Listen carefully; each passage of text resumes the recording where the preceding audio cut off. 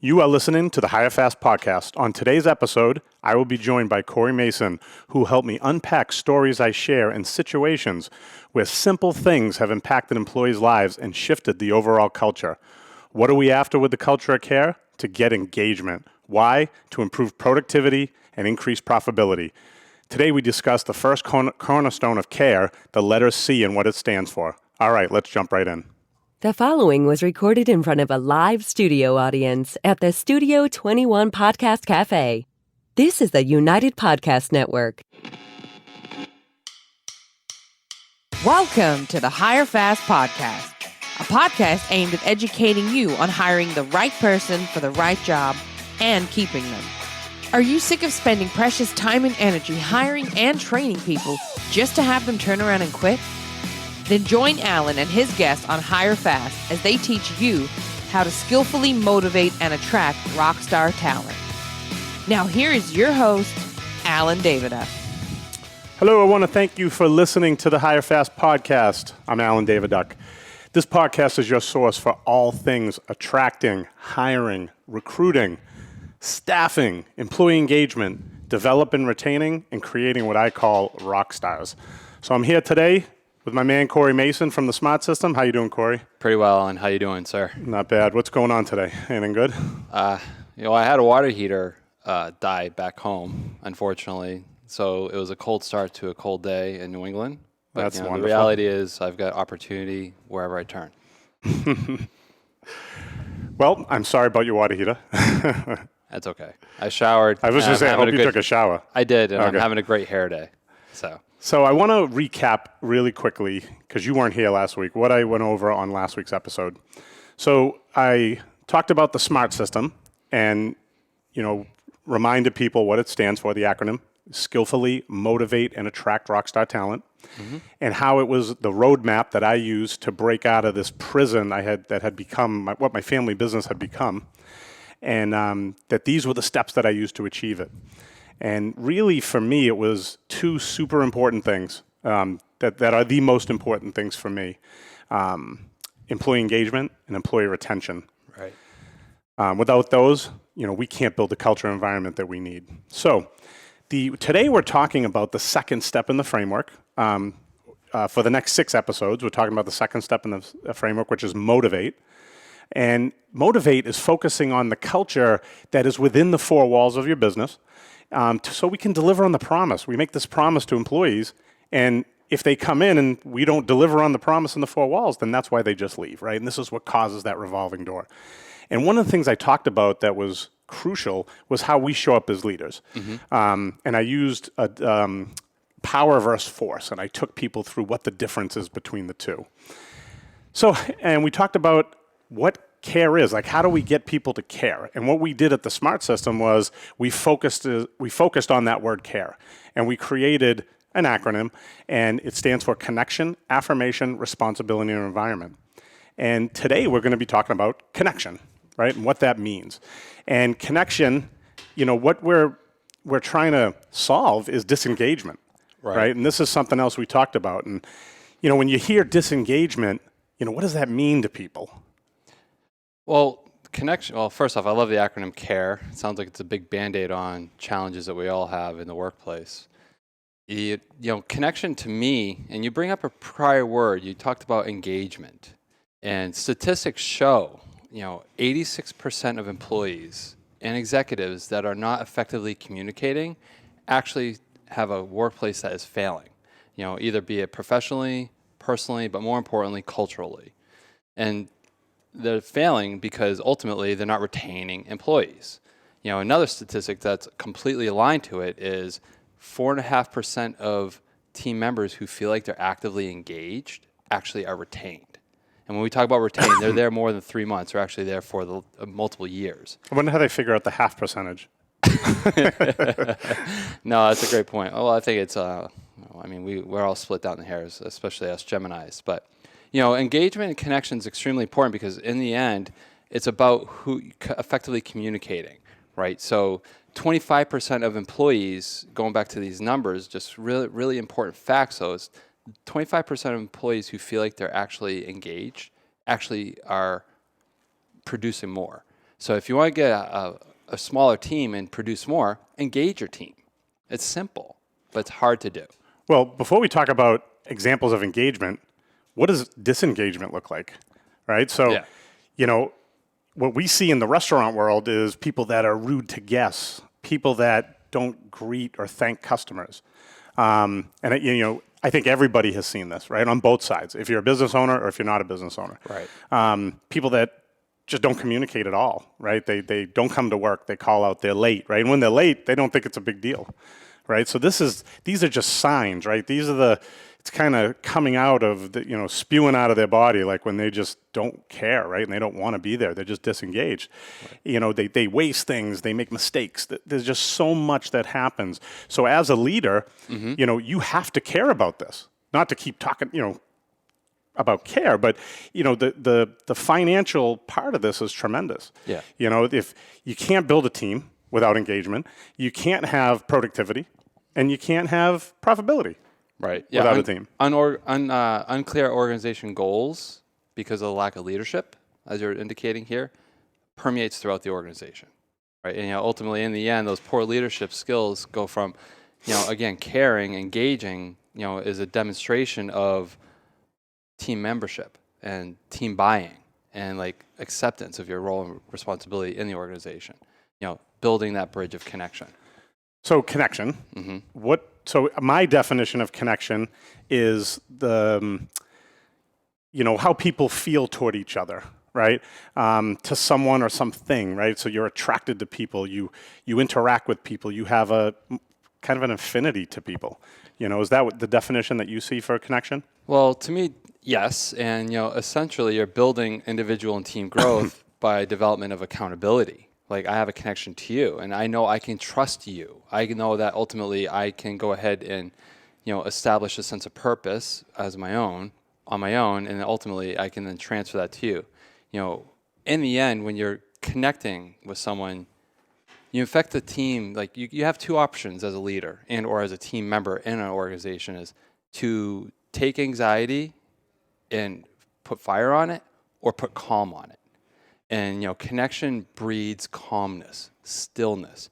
And by doing that, you start to squander the things that permeate the walls of the organization and their inability to go ahead and increase outcomes or, success stories.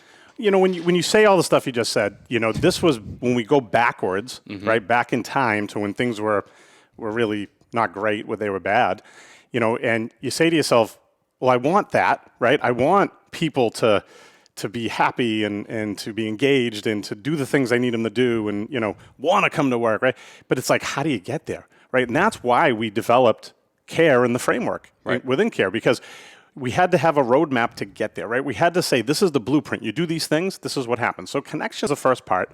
And connection, there's a lot of little things, right? There's a ton of little things that you have to keep doing over and over and over again. So I do want to tell you a story about this girl that works for us at the restaurant. Her name's Alexis. I brought my water. Beautiful. So Alexis was, she is a team player, right? Everybody loves Alexis. Everybody loves being around Alexis. They all hang out together at the store. So there was this one summer day. It was super hot, and I had to go do something. My partner Mark had to go do something, and we have this communication tool within the company. So, people are dropping stuff all the time. For all kinds of things, scheduling stuff, whatever it is, right? They may put a meme on there, this is again part of connection, right? It's almost like a little Facebook within the company, right? Yes. So Alexis she got killed, right? It was like August and it was like, 90 degrees out and everybody came in and she just got pummeled. And it wasn't just her, there was 2 other people with her, but the store was literally trashed and underwater. So Alexis put out this message to me, but she meant it to come directly to me, but it ended up going to so everybody saw it, right? And she's like, guys, Alan, I'm underwater, I need help. The store is trashed, we've been slammed. Can you find someone to help me? And I didn't see it because I was doing something, right? And my phone was flipped over. I wasn't paying attention to it. My partner Mark didn't see it. He was doing something, right? Right. 3 people responded to her, and 2 came in on their own. They actually messaged me and said, whether you say it's okay or not, we're going to go in and help her. That takes courage on their part to say that latter, but also on, the lady who's asking for help, right? She in that moment could have panicked, and ultimately panic responses instill more fear and anxiety, which ultimately would have impacted your business that day. Not just from a individual team membership, but ultimately the customers who are experiencing that anxiety. They're hearing it, they're feeling it, they're seeing it. And by all means, that's a great gift that you honored her in giving, the ability to communicate within the team through the collaboration tool. Essentially, you helped her develop a sense of accountability of what she can and can't do. And then same thing with those who responded to her. I'm sure you have more team members than 3. Some of them probably looked at it and discarded it because they don't have that same level of connection with her, but that's okay. Right. That's going to happen in all spaces. And they're not required to do that either. Exactly. Right. Yeah, exactly. So I think that story is, a real good example of connection, right? And how people are willing to do stuff for each other, right? And it wasn't just about pay. It wasn't about that. It was about the connection between each other. So that was huge. I definitely think so, but that all starts typically somewheres. That starts on hiring the right person, or better yet, fostering a culture of connection. Yeah, so we start talking about this stuff from the day people are hired, right? From the day they come into the restaurant, from the interview, we're talking about this stuff. Now, in the beginning, they're probably like, I don't know what he's talking about, right? But over and over and over again, doing it remember I said it's 1,000 little things, right? Exactly. And we do it over and over and over again. We rinse, repeat, and this is what the result is. So if someone, they're dying to have that in their company, restaurant, business, organization, this is what you got to do. Absolutely. So I got another story that I want to put out there and then see how it aligns with connection. So I was doing this consulting job down in Louisville, Kentucky, and it was for a Dunkin' Donut owner, and I was helping him open a restaurant on this real busy road. Next to a Bojangles? There was definitely a Bojangles. You know what the thing about Louisville was? It was so interesting, right? There's everything's chicken, right? So I used to say to myself driving, I was on the phone with my wife one day when I was driving to the place, right? I said, man, I would not want to be a chicken down here because it's not if, it's when your butt is fried, right? You're done if you're a chicken down here. They actually have pictures of chicken flying. So that's anyways. There's one restaurant, I think it's called Zaxby's, and it's literally a big chicken on the roof. I was like, man, it's not a great place to be a chicken. But so Dixie Highway, super busy road. Awesome looking Dunkin' Donuts is opening, right? So I go in, and I had 2 guys with me on my team. They were there first. Helping the owner and his wife, and the husband left, and it was the manager and the wife were there, right? So I go in, there's people everywhere, like you can imagine on an opening day of a restaurant. There's chaos, panic, disorder everywhere. So I said to my guys, listen, you just do your thing. We've got a plan, follow the plan. I'll blend, right? Now you got to remember at the time I was super heavy, so I was like a 400-pound guy with a yellow shirt on, right, which is not in a uniform. And I said, I'll just be invisible and I'll go in the corner, right? Okay. So I'm in the back, I'm cutting up boxes, I'm taking out trash. Now the manager is in the office the whole time, right? He's putting stickers on things, whatever he's doing. So I pile up all these boxes of trash and I'm taking out the trash, and he comes out and yells at me, right? He yells at me because I opened the back door. Okay. And I'm like, this guy just doesn't get it, man. He didn't even ask me who I was, right? He didn't even know why I was there. So anyway, I take it out, and I watch this girl, this lady walk over, grown woman, walks over to the owner's wife. Her name's Tasha.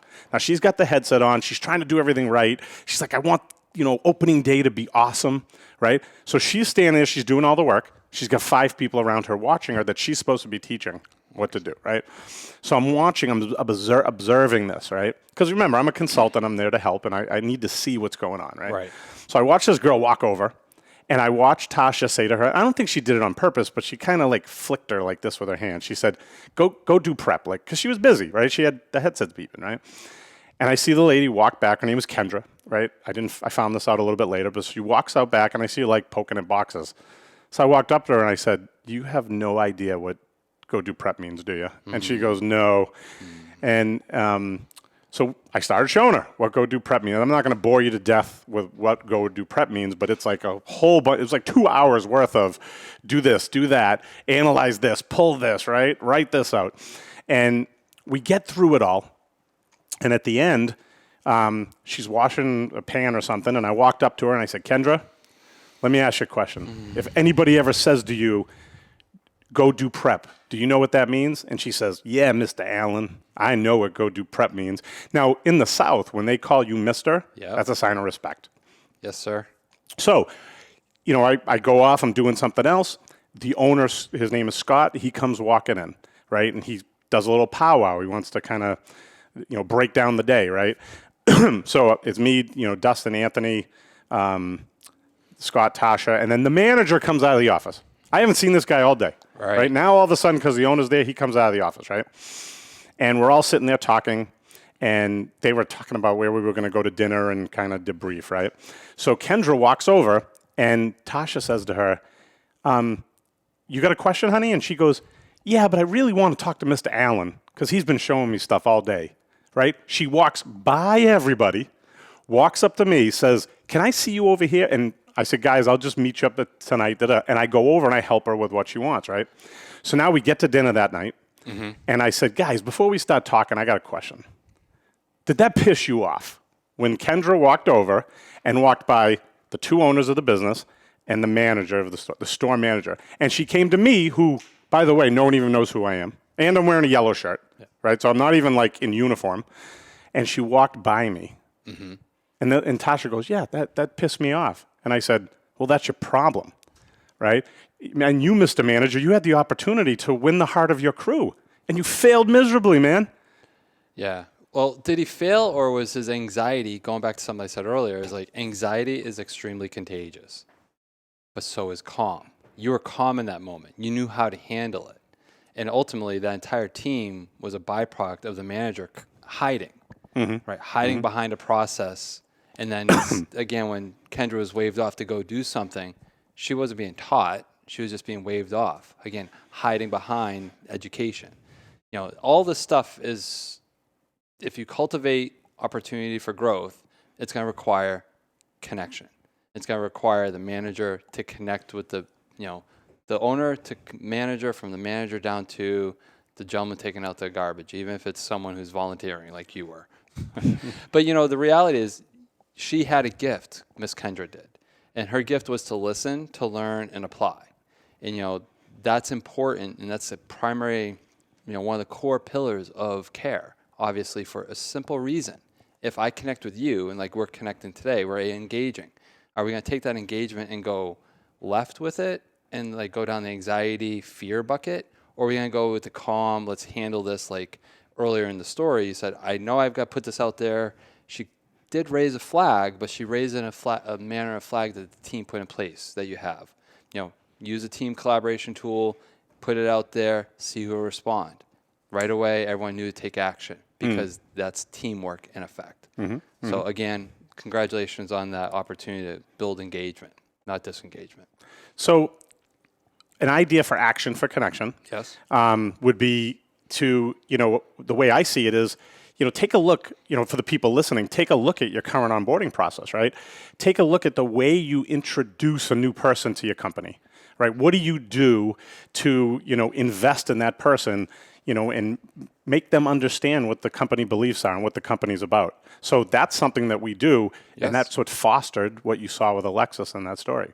Yeah. So that would be my idea for action. Shout out right from the very beginning. Welcome to the team, and, learn about, at that moment, you learn about how people respond. Some respond images, with GIFs, and pictures. Some respond with words. I'd be a word guy. Ultimately, in the end, you're learning now also the lay of the land. Like, all right, we communicate here, and here's how we communicate. Let's foster a connection. So the secret sauce is C.A.R.E, right? Connection, affirmation, responsibility, environment. And as we continue to unpack it over the next episodes, people who care, who really care, do good work. And they have more energy and enthusiasm. Well, you bring up the word sauce, and the mother sauces, the mirepoix and all that stuff in the restaurant industry are made up of just a few ingredients: flour, water. You go to the South where you were, They have their own version. You got add carrots, celery. Every good stew, which is a cauldron of yumminess and something that's going to be nurturing, fulfilling, is made up of components. And the C.A.R.E components are connection, affirmation, responsibility, environment. Can't do one without the other, and I look forward to unpacking more with you. We're going to go get something to eat after this. So next week, we're going Bojangles, go south to... We're going to go get chicken. So next week, we're going to go over what A means in C.A.R.E, affirmation. And I thank everybody so much for listening today. And if you want to learn more about the SMART Systems Continuous Improvement Framework and how we attract, develop, and retain the great people that we have, please reach out. And remember that the leaders with the best employees, they win every time. So if you haven't already clicked subscribe or follow, please do so below so we can keep you up to date on how to hire fast. You can visit me at getsmartsystem.com. Alan, you can email me at alan@getsmartsystem.com. And you can call me at 1-888-3SMART-5. Ciao for now. The views and opinions expressed by the hosts, guests, or callers of this program do not necessarily reflect the opinions of the Studio 21 Podcast Cafe, the United Podcast Network, its partners, or affiliates.